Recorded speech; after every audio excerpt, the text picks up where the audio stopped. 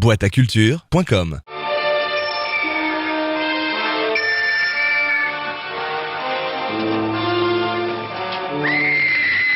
Jacques l'Éventreur, depuis 1888, il y a eu pas loin d'1 millier de livres écrits à son sujet, sans compter les films, les téléfilms, les épisodes de séries télé qu'on ne sait pas, contrairement à ce que nous annoncent moultes auteurs, qui est le personnage à ce jour.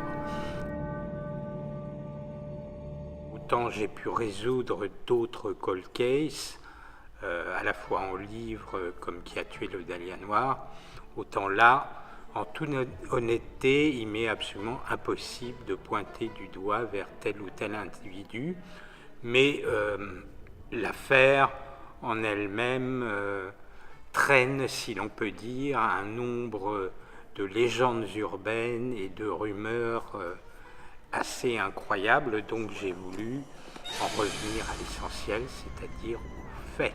Donc c'est à partir des faits, et des faits uniquement, que j'ai détruit des légendes urbaines colportées, comme par exemple le téléfilm très célèbre en 2 parties avec Michael Caine, où on prétend que c'est un complot royal, où sont liés les francs-maçons, le chirurgien de la reine, Sir William Gull. Il y a aussi le petit-fils de la reine Victoria qui a été accusé, un grand nombre d'étrangers, y compris même des Français qui ont été accusés d'être Jacques l'Éventreur.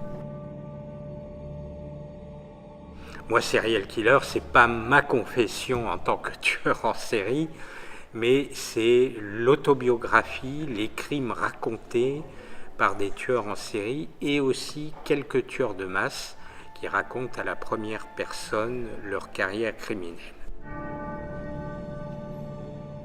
C'est vrai que c'est assez incroyable, puisque rien que ma page Facebook où je publie entre 15 et 20 articles quotidiennement, je tourne les jours les plus faibles à peu près 25 000 visiteurs différents.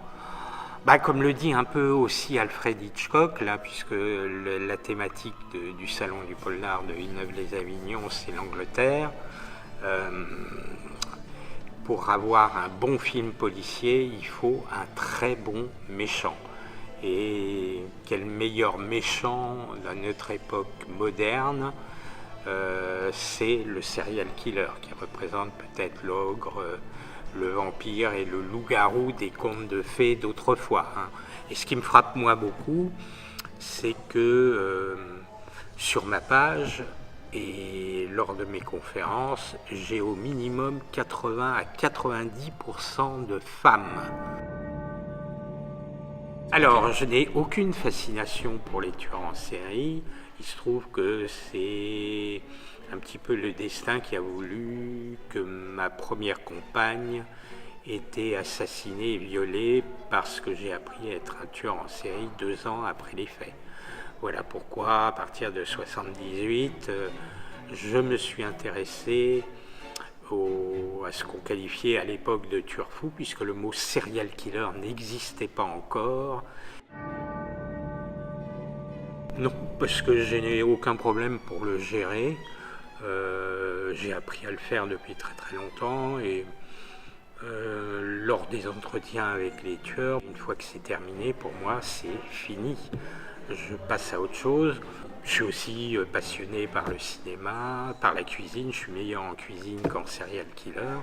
Je m'occupe de mon jardin, de mes animaux, de mon jardin potager, etc. Voilà.